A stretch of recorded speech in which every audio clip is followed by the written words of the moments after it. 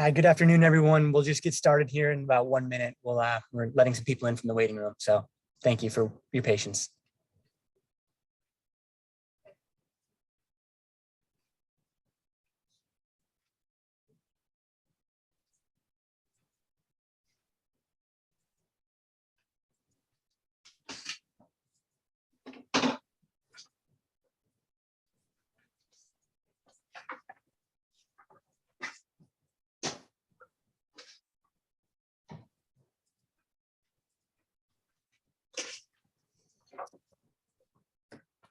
All right, we'll get started.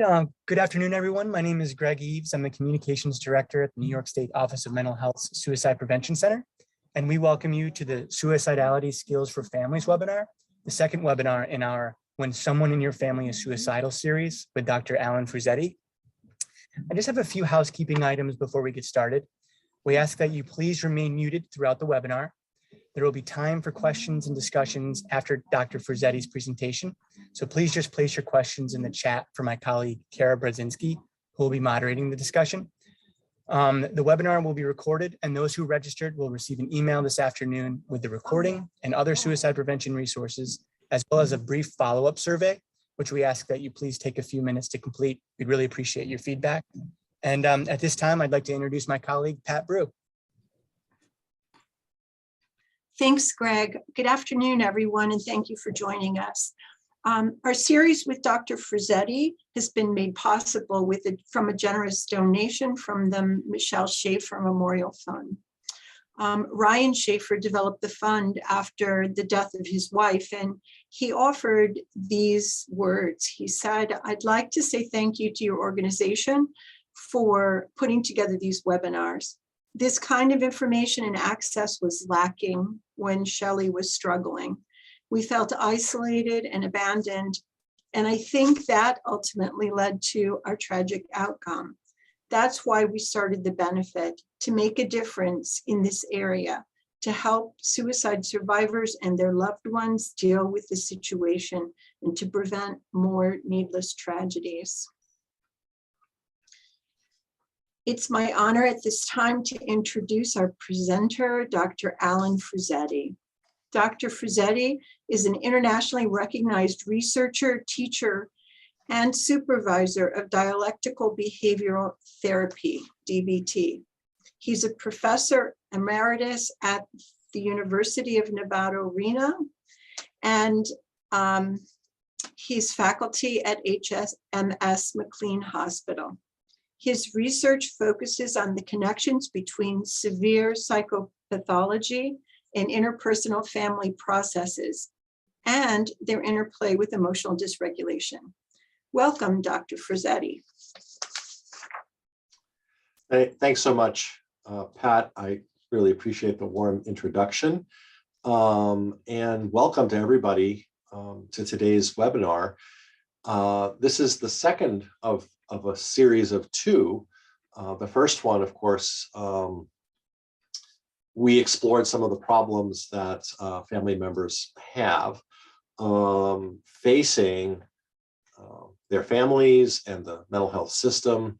And today we're going to pick up where we left off in the last one and look at the problems that they have and actually offer some very specific skills as solutions. So last time we talked about burden as being a big problem. And then, of course, the impact of burden is a tremendous amount of stress. Today, we're going to talk about how to come out from underneath that burden and stress with activation and engagement. We looked at shame and isolation and being blamed and how the stigma and isolation and being blamed creates some shame and embarrassment and guilt sometimes in family members. And so we're going to talk about how to change that, how to actually get support and reduce isolation and shame. We also talked about how problems of sadness and depression, disempowerment, and many, many losses associated with a family member who's struggling and how that creates little joy sometimes. And so we're going to talk today a little bit about how to reduce grief and sadness through acceptance of grief and sadness purposefully, how to grieve successfully, and then how to reactivate, not get stuck in it. We also talked about the fact that almost all family members with a suicidal relative, with a child or a partner or somebody else who's made a suicide attempt or medically serious self-harm, suffer from either acute stress disorder or post-traumatic stress disorder, and just how awful that is and the different ripples for that and how much overgeneralized fear people can have. So today we're going to talk about actually a very tried and true principle we call opposite action to reduce fear. And then finally, we talked about distance and disconnection and the different problems that we have in families with roles and conflict and other kinds of things. And today we're going to talk specifically about skills that we can use to build connection, how to foster a cycle of accurate expression and loving and validating responses instead of conflict and disconnection. So we're basically going to just pick these one at a time and walk through some things that we can do very practically. One of the nice things about thinking about this from a skill perspective, right? The title we have here was that we're going to build skills for parents and partners and others, is that skills are fundamentally empowering, right? If you can't do something, you can't do it. It doesn't matter how much you want to do it. You just can't if you don't have the skill. If I can't swim, I can't jump in the water in 12 feet of water and go save somebody who's drowning. It's not that I don't want to. It's not that I'm lazy. It's not, there's no shoulds in this. It's just that I can't do it. Or I can swim. If I can swim well, if I know something about swimming and being a lifeguard, I might be able to actually provide a lot of help in that situation. And in a more mundane sense, right, if you can ride a bicycle, you have the choice of how to get someplace on a bicycle. If you can't, you've got to walk or take the bus or the subway or drive or get somebody to give you a ride. Not that those are bad options, but sometimes it's really nice to have another option. And skills are options that work that don't typically have negative side effects. That's a big advantage of skills. So I'm going to use the language of skills all day today throughout and hope that you will recognize that you have some of these already. You might need to build them out a little bit, right? Like again, to use an example, a person might know how to drive. They might have learned to drive growing up in, say, Miami or San Diego. But when they move to, I'm in Boston, move to Boston in the middle of the winter, they might find that their driving skills aren't enough. Doesn't mean they're a bad driver when the roads are clear. It means that they can't drive on ice. So they've got to augment the skill of driving with, I got to drive in this very treacherous conditions. And I think that's not a bad way of thinking about what it's like to be a parent or a partner or a sibling or a child of somebody who's struggling with suicidality. We know lots of things. We have lots of skills when it's not treacherous, but we may not have the skills that we need when things are treacherous. So that's what we're going to focus on. All right, so the first one is about reducing stress and burden. And I wonder if it doesn't sometimes feel like you are the little red person here, You're carrying around, I'm just going to refer now to past trauma. That could be your loved one's previous suicide attempt or self-harm. But actually, as we're adults, we've all experienced other traumatic experiences, right? We've all had other events that were traumatic. And then, of course, we have other stressors and bad news. And for heaven's sake, heaven forbid that you turn on the radio or the television news, you're going to be bombarded with all kinds of stressful things. And then you're kind of managing all that. And then what might look to somebody else like a little step, and we come crashing down. Of course, the point is, it's not a little step under those circumstances. It's a giant step under those circumstances. But notice what this bystander says, gee, I think you're overreacting. That was just a tiny step. What's the big deal? And that itself, of course, becomes another stressor and makes it even harder the next time we have a small step, because it's not a small step. So let's think about what we can do about this. Now, one piece of this has to do with vulnerabilities to getting overwhelmed. getting so upset that we're not making good choices. Remember, in our first webinar, I talked about how when our emotion gets big enough, our capacity for complexity goes right out the window. When our emotion gets big enough, we can't think and problem solve very well. So that means that having a lot of emotion is a vulnerability to having more emotion. Oh, big surprise there. But other things actually make us more vulnerable to getting dysregulated or having overwhelmed, or whatever word you choose to use. Some of those things are physical, right? Like maybe you have pain, or maybe you have an illness. We've got to treat those things. We've got to treat them really well and minimize the impact that they have. Eating. Some of us are more sensitive than others, but we all have to eat every day. And we all know there are some things that if we eat them, actually we feel better. And other things, if we eat them or eat too much of them, not so good. When I have ice cream in the freezer, it calls to me. It says, come and get me, please, come and get me, bring a spoon. But you know what? If I only ate ice cream, would I be miserable, right? So it's about, balancing things. It's getting enough sleep. Research suggests that somewhere between 40 and 65% of American adults don't get enough sleep. We're chronically undersleeping. That, of course, makes us more vulnerable. The same negative event happens when we're exhausted. We don't have the resources to respond well. Our emotion goes up higher, right? Because we're exhausted. Getting enough sleep. Exercise. Everybody knows this. I don't know what the amount is. We're not talking about running a marathon here. We're talking about moving, getting enough exercise, getting your body moving, taking care of your body. And then doing things to build competence and mastery. Do things that you enjoy, that build positive experiences. Whatever they are, big and small, actually engage in things that are joyful. And we'll come back to that. That turns out to be pretty important. And we can seek support and validation. Now, some of these things are just taking care of our bodies. I want to encourage you to think about, well, how well do I do that? But then also some of these things are going to turn up in subsequent points that I'm going to make today. All right, now, here's the idea. If we're stressed and burdened, that means that we're probably stuck in a cycle where there are stressful and burdensome things going on that are pulling our attention. And then by paying attention to them, we're getting more stress and burden, okay? Now, it might seem like the solution is to have less stress and burden. And of course, that's a great solution. But sometimes that's not possible, at least not right now. Then the idea is, well, maybe I could have the stress and burden not be the only source of input into my brain. So actually, first of all, let's bring our attention to right now. Because part of stress and burden is that we're thinking about things that already happened. We're reacting, our emotions are in response to things that already happened. They're not happening right now.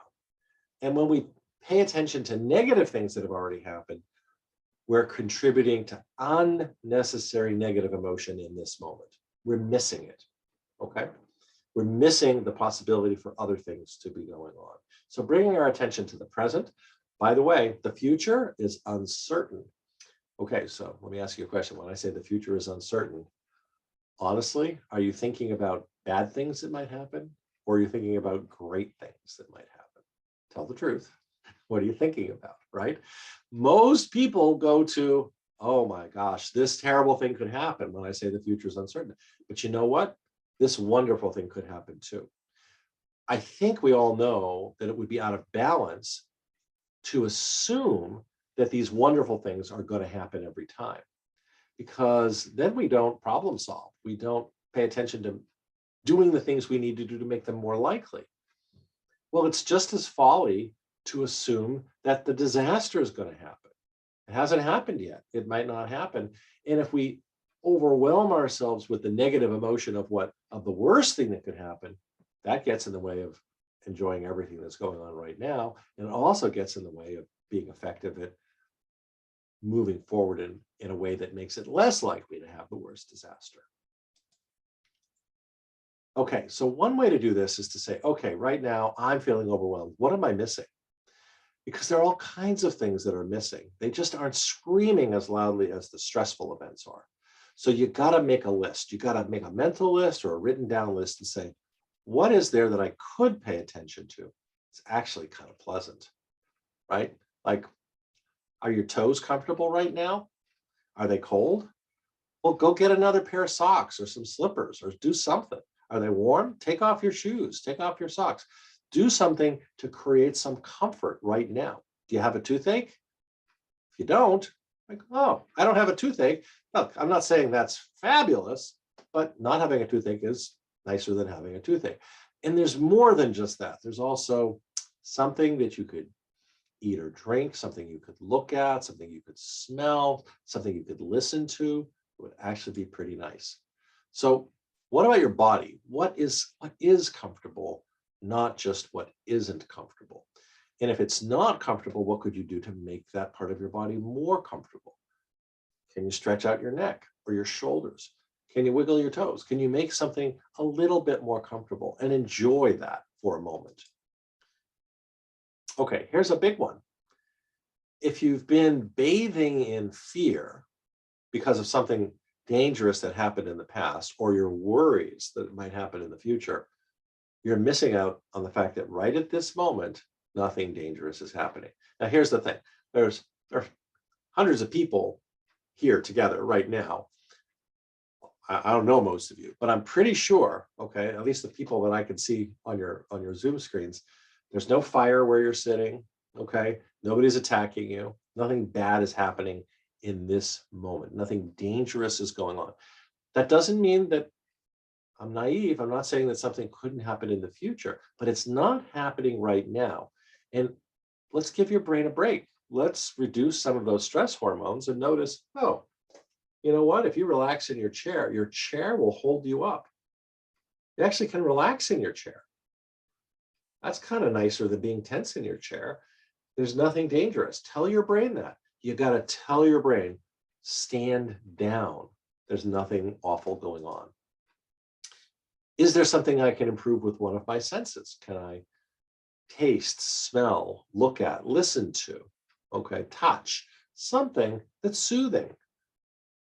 What kind of music would actually help me feel better right now? It could be a soothing kind of music. It might be upbeat kind of music. It might be that you have to close the door and get up and dance a little bit all by yourself, or go find somebody who will dance with you. By the way, there are two things that human beings, almost nobody, can do and still be completely miserable, and they are dancing and skipping. Okay, go ahead, laugh at me all you want, but if you can find somebody to dance with or dance yourself to some music, you will almost certainly feel better. If you can skip down the road while you're skipping, your brain can't say, this is so awful, my life is awful, because at that moment, your brain is getting input that says kind of fun, and it's balancing. I'm not naive. I'm not saying, oh boy, that makes everything better. I'm saying it makes the moment better, which then can create more choices, more skills.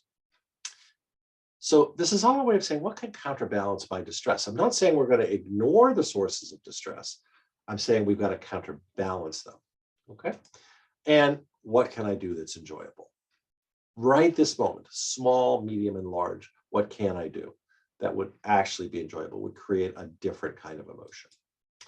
All right, now, here's the kicker, right? What we're talking about is bringing our attention to something, being purposeful.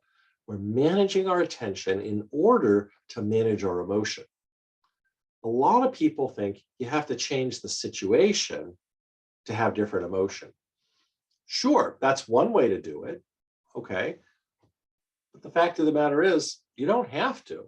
Sometimes you can't change the situation, but you can change the way that you pay attention to it, or you can actually pay attention to something else. Don't forget, the expression is garbage in, garbage out. I'm saying it nicer here. Repetitive stress in. That's what we keep paying attention to. Repetitive stress, distress out. That's our experience. I'm going to use a funny word here called consume. When you consume something, of course, we usually think about eating, okay, or drinking. But you can also consume things with your eyes, what you choose to look at, and with your ears, what you choose to listen to. And so if we can choose what we consume, we're actually going to have an impact on our emotion system. You know, if you put the 24-hour news cycle on the radio or the TV or on your internet or on your phone, and you have it going all the time, it's not as though we really learn very much, but we're bombarded with really horrible stuff. And mostly it's stuff we already know. Look, I'm not suggesting to put your head in the sand and don't be aware of what's going on. Totally in favor of that, actually. But once you know what's going on, you can put it aside and do other things, right? Because otherwise, it's just the negative emotion, the fear, the sadness, the anxiety of negative news that just keeps trickling into our brain and creating negative emotion. So choose, be purposeful, think about, what do I want to consume right now?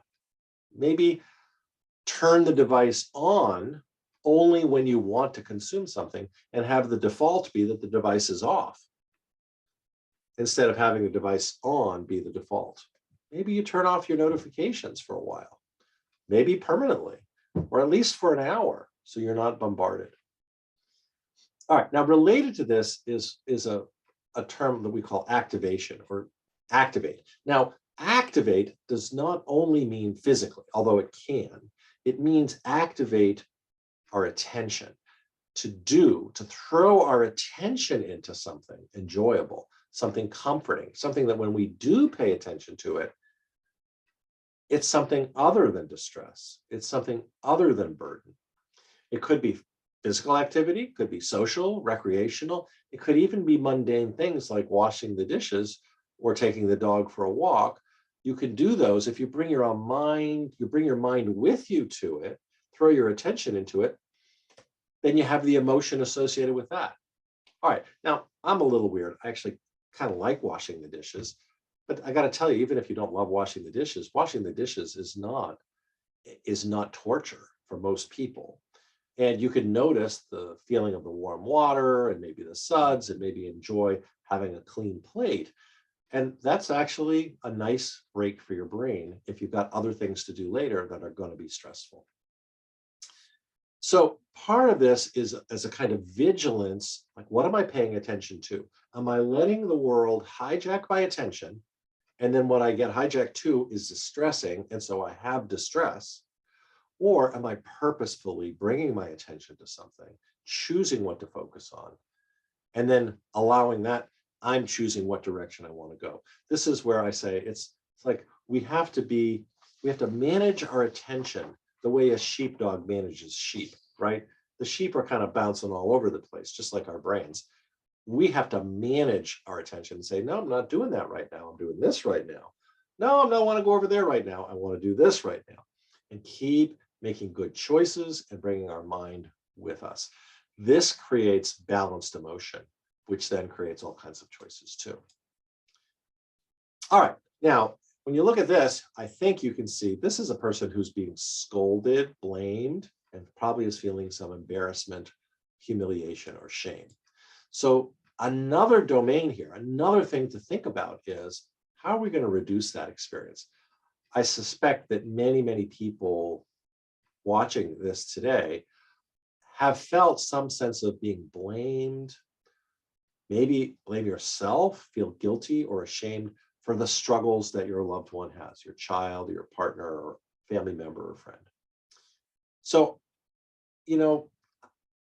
I think if you really get into it, you'll realize that you've probably done the best you could. You probably made mistakes. Everybody makes mistakes. That's part of the human condition. And there's no blame, there's no shame, there's no judgment in this.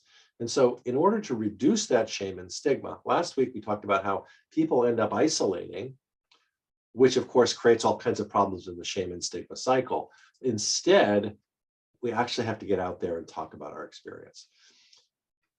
And we have to talk about it in a way that's not blaming, that's not judging, that's not hopeless, that's just descriptive. It's not about the future.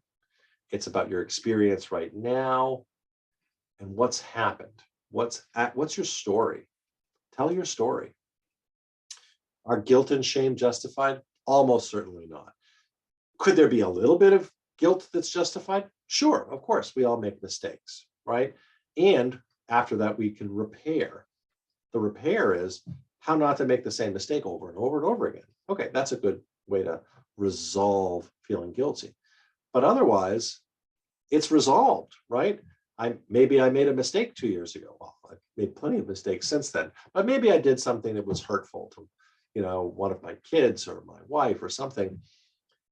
Sure, I need to repair. I need to figure out how not to do that again, validate that I know that what impact it had. And then when I've done the repair and I've actually learned a new skill, I'm not doing that same thing anymore. I've got to let the shame go. It's just like, no, it's not justified anymore. Keep going. So we're going to describe instead of judge. It's not right or wrong. We're not right or wrong. We're not bad people. The other person's not right or wrong.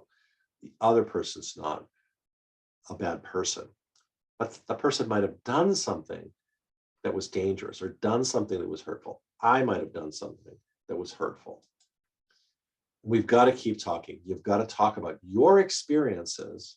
This isn't about your loved one. It's about you. What's it like for you? With people who are willing to listen and willing to understand. So you've got to seek support from friends and family who can understand. And then we got to help them understand, because when they understand, that's the validating thing that we talked about last week. We're going to talk about this again today. That actually soothes our emotion. So we're going to ask them to understand and validate us. Okay. So this is part of your practice, right? Number one is orient and get active. Number two, tell your story. Talk to people about your experience. Seek support. Okay.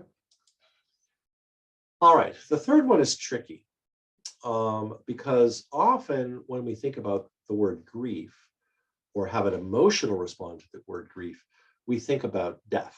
And of course, actually, I'm not thinking about death here at all. Even when we're talking about a very serious topic like someone made a suicide attempt or is harming themselves, we're not talking about death at this moment. We're talking about our losses. The person's still alive, right? Now, there are many, many other kinds of losses that aren't just about suicide attempts or self-harm. They could also be about medical problems. They could be related to the pandemic.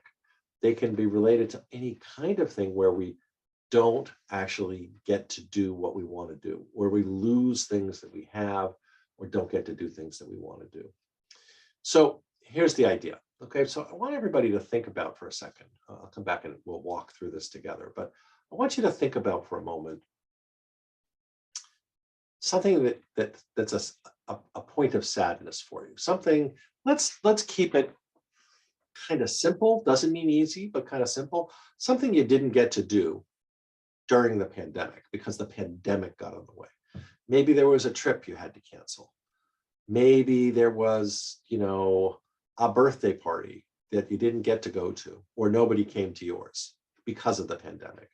Okay, or I'm not talking about, you may well have lost a loved one due to illness, due to COVID, or something unrelated, but I'm not talking about something as big as that. I'm talking about, maybe your favorite restaurant closed because of the pandemic, okay? Those are all losses. I want you to pick one that doesn't feel too overwhelming, okay?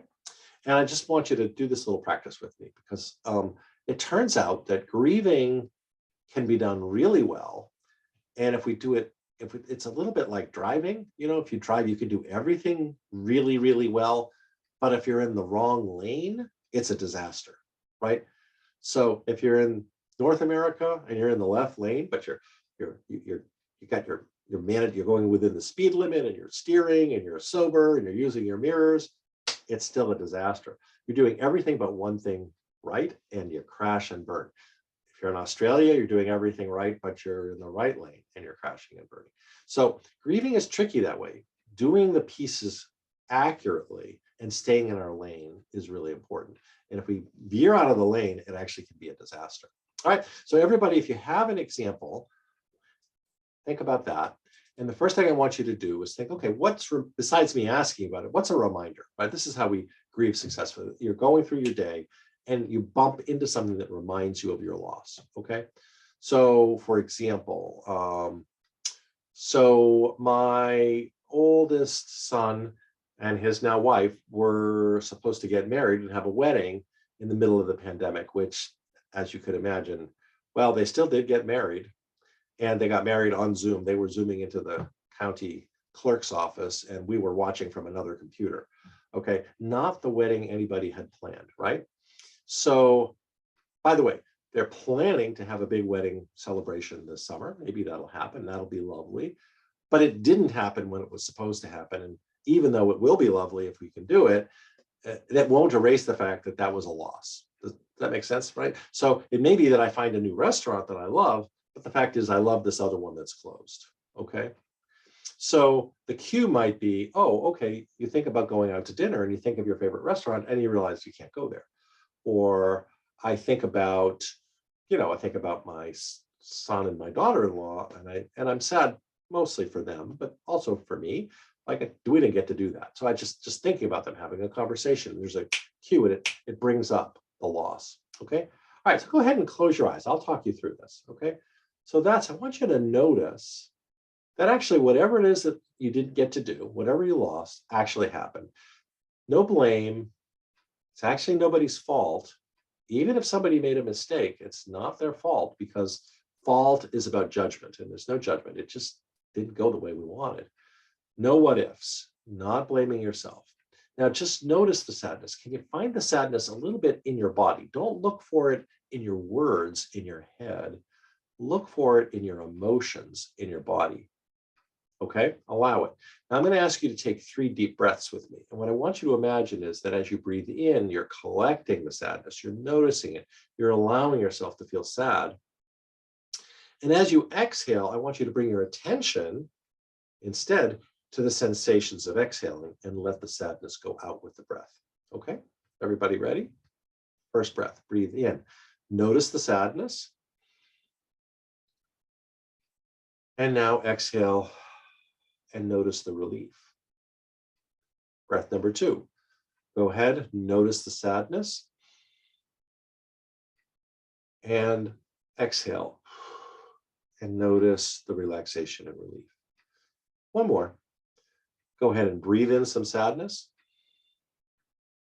And then exhale and notice the relief. Now, I want you to bring all of your attention back up to the screen, okay? All of it. Leave the cue behind. Say, yep, that is, can everybody notice that you were sad about something and that it makes sense that you were sad about that? That was a legitimate loss. So say that to yourself. Yeah, of course that feels sad, right? Of course. I don't know what you're sad about, but I'm sure whatever it is, it makes perfect sense that you'd be sad about it. Okay. Now, at this moment, it's not so easy to get others to validate, but you might talk to somebody today and say, I was thinking about this and I'm just so sad that this happened or this didn't happen. Okay. Now, the reactivation piece is really important, because if there's a cue, every time that cue happens, our sadness is going to come up.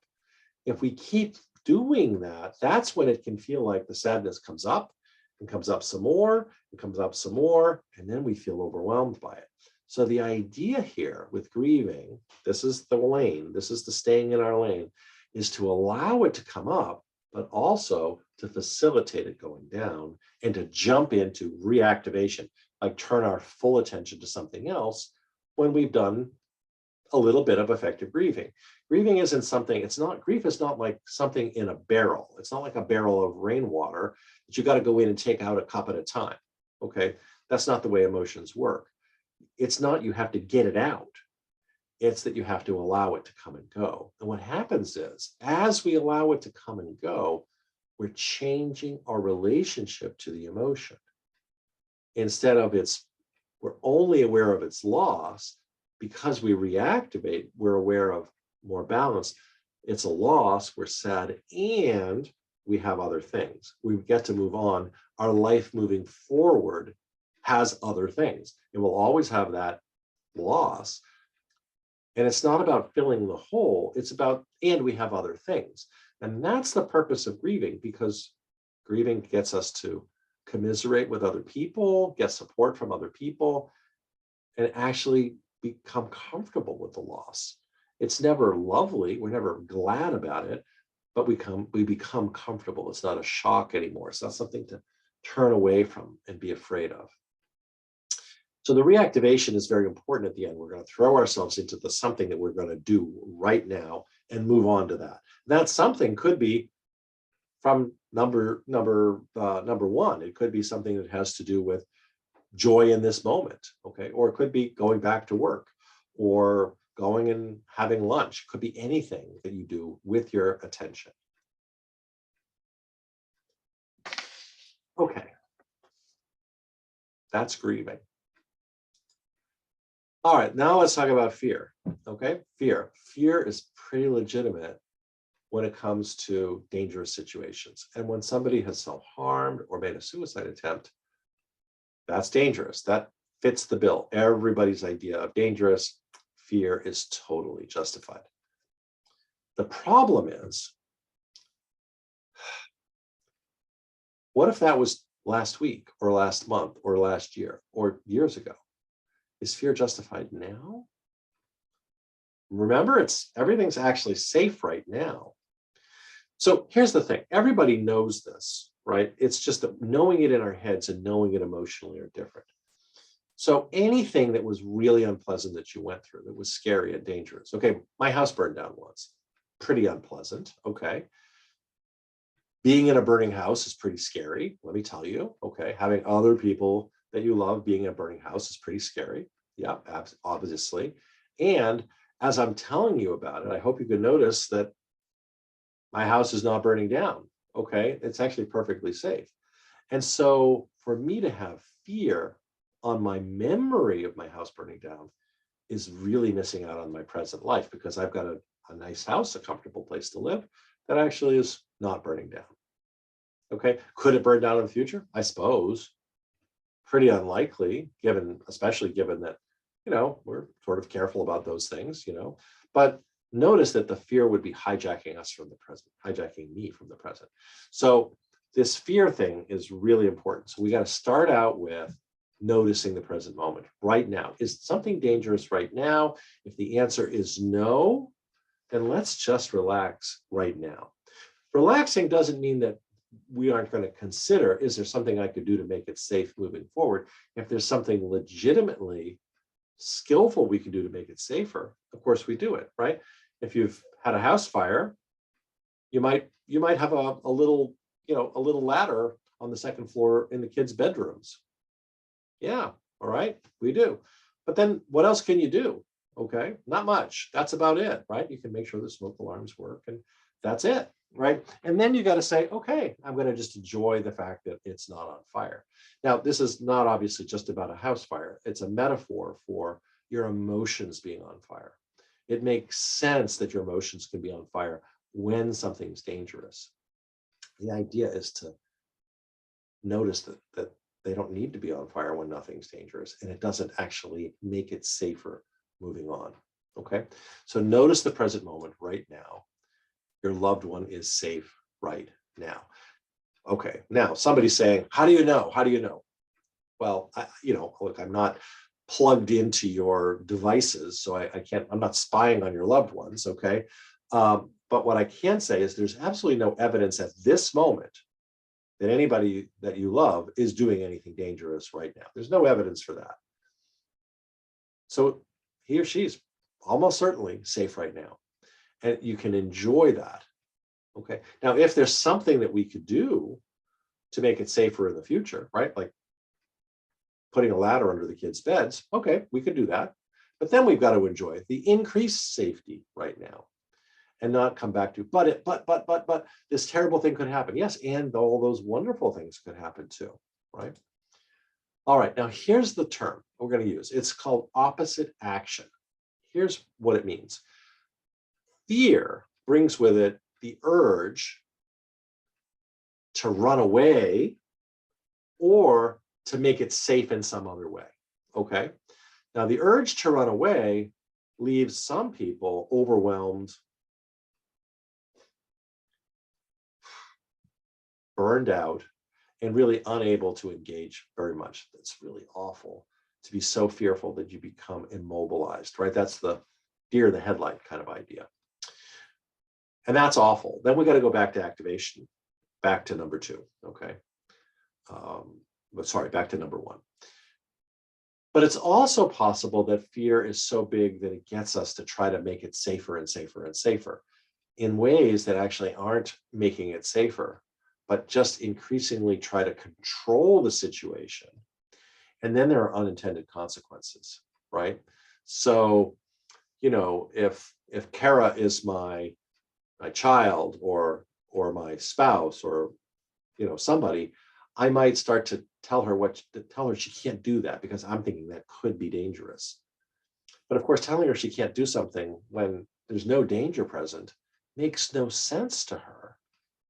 And the only consequence of me trying to restrict her activities is that it doesn't make her safer. It makes our relationship worse.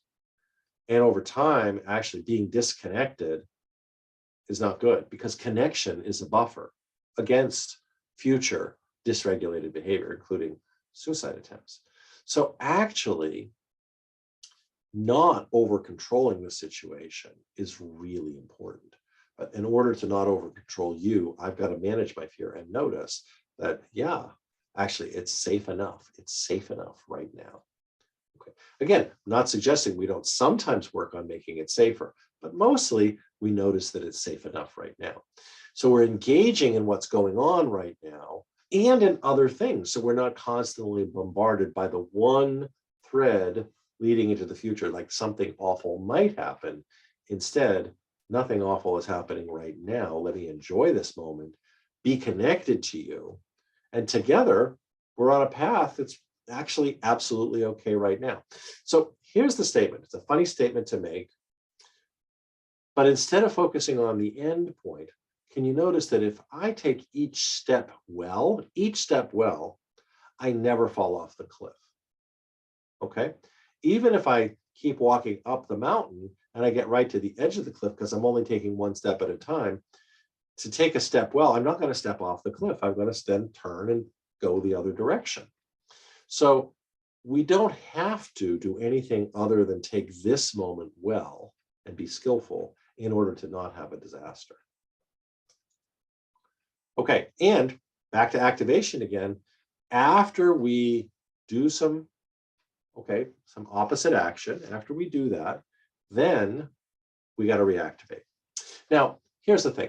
You all know this, okay? Everybody knows the expressions, right? Our grandparents, my grandparents said, you know, when you fall off the horse, you got to get back on the horse, right? If I've had a car crash, and I don't want to get in your car because I'm so anxious because I'm really scared because I had a car crash. I've got conditioned fear. I got to get back in the car. And my brain has to relearn that it's not dangerous. And for most of us, our brains have to relearn not danger. Our brains are trying to do us a favor. They're hypersensitive, but they're not calibrated right anymore. It's like a smoke alarm that goes off regularly. If you put, you know, even if you're not burning something in the toaster, if there's a little heat coming out of the toaster, the smoke alarm goes off. It's not giving you good information anymore. And if anything, it gets you to turn the smoke alarm off because it gets overwhelming. And then if you need it, you don't have it. So we've got to do that opposite action instead of over controlling or melting down. The opposite action to those urges is to just stay with what we got and notice that it's safe and enjoy what we have in front of us. Okay. So this could take a lot of forms, but that's the essence. Just in the same way that if you're afraid of dogs, you gotta maybe start by looking at a dog across the street until your fear goes down and you realize the dog's across the street. And then maybe you cross the street and the dog's still on the other side of the fence. Then you realize the dog's on the other side of the fence. And then maybe you invite your friends over who have a puppy, and maybe you watch the puppy for a while until your brain says, okay, it's not so awful. And then maybe you go play with the puppy. And then your fear of dogs just goes way, way down. It's the same thing here. Repeat over and over again until the fear goes down. And then you're in the present and you're enjoying your life, not just the worst possible outcome, but this moment, which is not a terrible outcome. So another way of saying this is that we're going to replace fear of the unknown, like, oh my gosh, what's going to happen when I say it's an uncertain future? You say, oh no, what's going to happen? Instead, it's like, I wonder what life is going to look like tomorrow. I wonder what's going to happen, right? Very different approach to tomorrow. Instead of, oh my gosh, it could be awful. It's like, oh, I wonder what's going to happen. If we can do something to make tomorrow a better day, of course we do. If it's legitimately going to help us make tomorrow a better day without ruining today. All right, last point, building connection. Okay. In the first webinar, I noted that relationship problems and or loneliness show up in the vast majority of suicide attempts. Okay, that's not to say that's the only cause. It's not even close, but it's a piece. It's one of the contributing factors.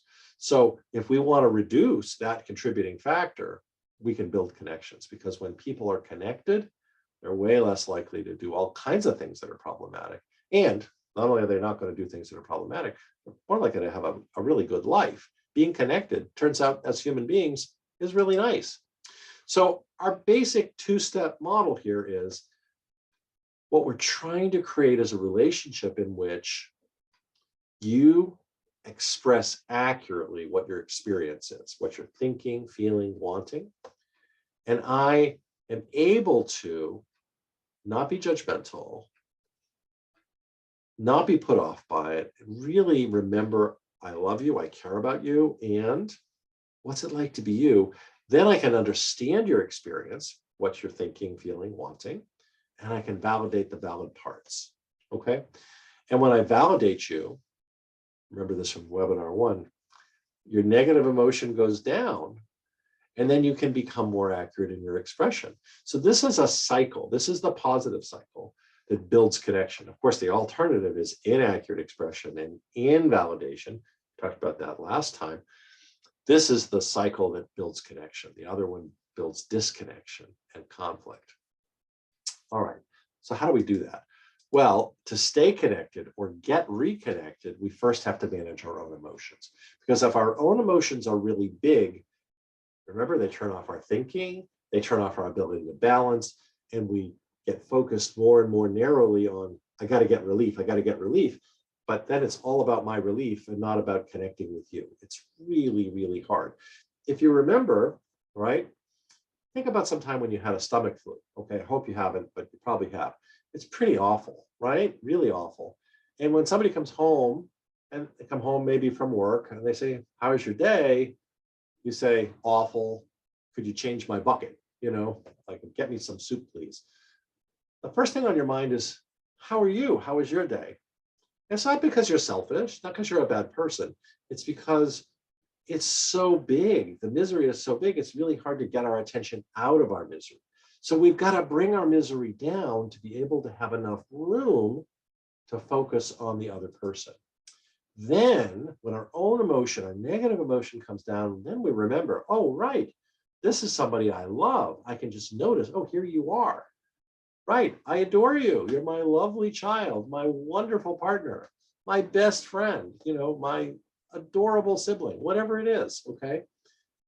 This is someone I love. And then we have, because our emotions not so negatively high, we can have that complexity. I adore you, and you're kind of driving me crazy right now. I don't like this thing, and I adore you. That's a recipe for connection. Instead of our emotions so big, the annoying thing pushed us right over the top, and we temporarily forget, oh, right, I love you, I adore you. So then, after we remember we love the person, we can bring our attention, what's it like to be you right now? What does it feel like? Practice that curiosity, okay? And then we can validate, because whatever we notice about your experience, that's the valid part. I can say, oh, what can I say? Well, first of all, my emotion comes down. Your emotion comes down because I'm coming at you with love and care and curiosity instead of judgments and anger. And then I can validate, okay? And these are just some quick ways that we can validate. There are things like, yeah, I can see Kara, I can see that you look sad, or maybe, sorry, Kara, I'm going to pick on you because you're next to me on my screen. You're my teenager, or you're my spouse, doesn't really matter, but you're really giving me a hard time. You're just yelling at me. You're upset about something. What's valid about that? I don't even know why she's mad at me, but I can. What is valid? She is mad at me.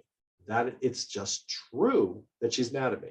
Notice it doesn't matter whether I did something that I don't know that I did, and like her emotions are completely 100% legitimate, or if she mistakenly thinks I did something that I didn't do, in which case her emotion is still legitimate. It's just based on some misinformation. Okay, so I can say, oh my gosh, Kara, you're so upset. I can see that you're really upset with me. Notice that's validating the valid part. She says, well, you're a big jerk, Dad. I don't say, yep, you're right, I'm a big jerk. No, that's not validating the valid, right? Validating the valid is, yeah, I know you're upset with me. She calls me a big jerk. Like, yeah, I know you're upset with me. But there are other ways to validate, just paying attention. Right, yeah. But asking curious questions. What happened, sweetie? The sweetie is very important. The sweetie says, I'm remembering that I love you. I'm remembering that you're important to me. I'm remembering that I want to have a good relationship with you. I'm telling my brain that, and I'm telling you that. So it slows it down. What's it like for you? What do you think? What do you want? Oh, that makes sense. Or even me too. You know, gee, I'm starving. I haven't eaten all day. I'm hungry too. I don't have to say, well, gee, why didn't you have lunch? No, me too. Let's get some food, right? Let's do what's needed. So this validating piece, I think, is as important as it is, does not have to be super, super crazy complicated, but it is important. And these are some quick tips on how to do it. All right, now, in closing, I do want to notice and kind of summarize. So you got to take care of your body, okay? It's absolutely essential. You got to take care of your emotions, okay? Soothing the senses, building enjoyable activities, and then enjoying them. You know, if you like going for a walk early in the morning and the whole time you're out there ruminating about something awful, you kind of miss the walk. But if you're out there on the walk, noticing the smell of the morning air and the way the early sun hits the trees, wow, you might really enjoy it if you bring your mind on the walk. Got to get more social support. You've got to tell your story. You got to talk about your distress with other people who can understand it. And not only do you have to get support and validation from others, but you got to get other people to support and validate you. Okay. So you do it to them, they do it to you. And then of course you can validate yourself. All right. So the idea is to mend some of these relationships and go from there. So let me just turn this over to Kara, who's gonna take up some questions. Sure. Thank you so much. All right. Let's start with, so on validating. Can validating my loved one when she talks about suicide make her think that I agree that suicide is an option? Okay, short answer, no. But I won't stop there. Okay, so here's the thing. Validation is validating the person's experience. Okay? So Kara, if you think that the way to, you walk into our apartment, okay, sorry, you're going to look a little crazy here. Sorry about that. We walk in, it's the middle of winter. The furnace went out and it's, I don't know, it's 35 degrees in our apartment. And you think, you know what? I'm freezing. I'm going to light the sofa on fire. Okay. Can everybody see? I'm not going to validate lighting the sofa on fire. What I'm going to validate is, oh my gosh, you must be incredibly cold if you're thinking about lighting the sofa on fire. And then I said, let's find another way to warm you up, right? I'm not validating you lighting the sofa. And of course, lighting the sofa is the equivalent of self-harming or trying to kill yourself. I'm not validating that as a solution. I'm validating you must be really, really distressed for that to even occur to you. Then I can say, what's the matter? What's the source of your distress? Sweetie, what's the matter? What's making this so awful for you? And I can listen. I can validate that, your emotion, and understand. And then I say, let's find another way to help you feel better. Let's find a way to help you feel better. Okay, I'm not validating. I'm validating the fact that, yeah, it might be legitimate that suicide would cross your mind when you're that miserable, but crossing your mind is not validating that you would do it as a solution. Is that okay? Does that make sense to everybody? So it's really getting clear what the target of being validating is. All right, thank you. Next question, a few people have around social media, including video games and YouTube. So what recommendations might you have for addressing the role of, again, social media, video games, YouTube with suicidal adolescents as activities that help them cope? Are there pros and cons to these? And as they help the person to plan to cope with their feelings of not wanting to live? Such an easy question. Okay, so I'm gonna try to guess at some of the pieces that are involved in that question.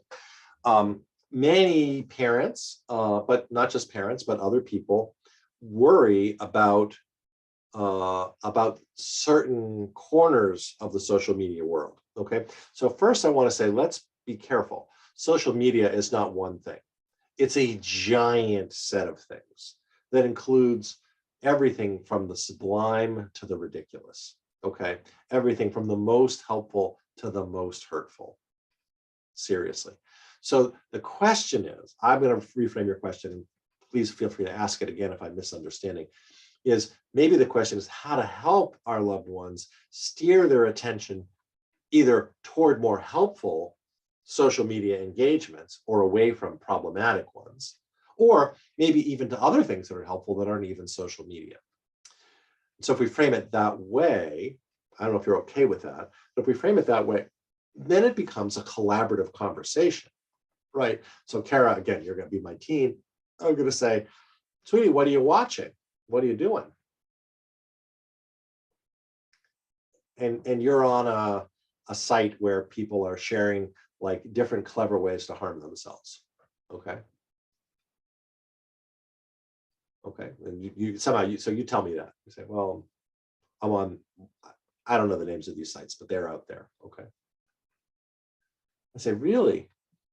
What's that like for you right now? What's that like? Okay. Now, Kara, so at some point, maybe then you say, well, it's awful, right? So, yeah, well, there must be some reason, something that's helpful about it. This is the tricky part, being willing to validate the valid part. There must be something helpful about it or you wouldn't be on that site. What's the helpful part, right?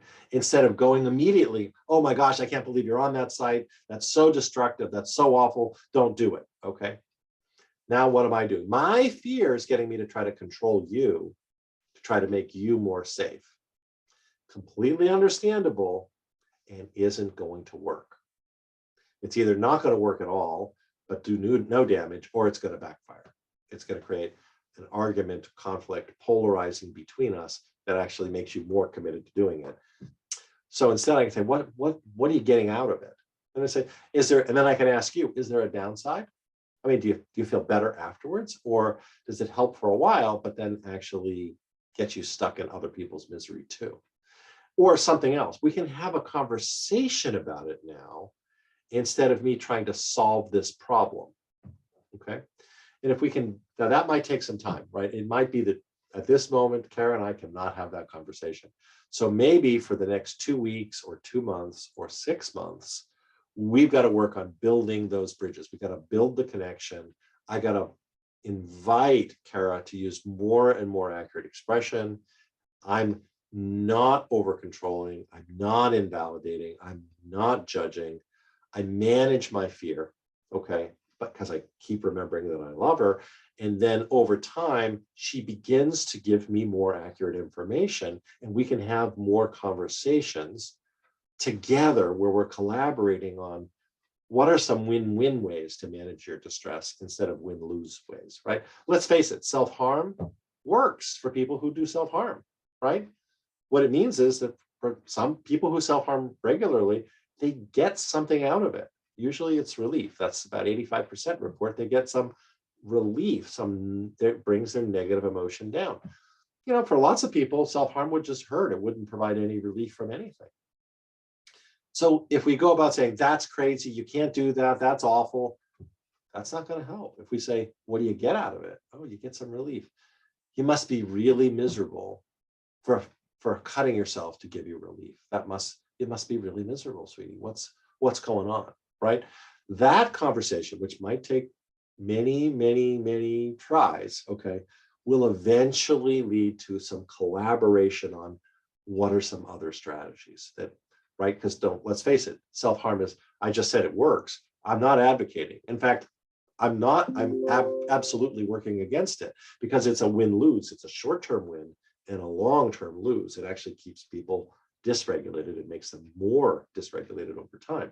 It actually increases suicide risk. So of course I don't want anybody to be self-harming, and I don't want to pretend that the short-term gain isn't there, because it really is. We've got to work on finding other ways to get a short-term gain that then don't have the long-term cost. Sorry, that was a long answer. I hope that was kind of hitting what you're asking. I think it was, yes, thank you. And so recognizing the time, it is 1 o'clock. I will be stopping the recording. However, I know there's a lot more questions in the chat. So once I stop the recording, Dr. Frusetti offered his time to stay a little after. So I will still be monitoring the chat and reading the questions off to him, so we can kind of get through some additional questions that you guys have posed. So again, thank you. If you can stick around, please do. If not, again, the recordings will be sent out with additional resources from Dr. Frusetti, from our communications manager, Greg. All right. Great. Thanks, everybody. And feel free. I'm happy to take some more questions, for a while now.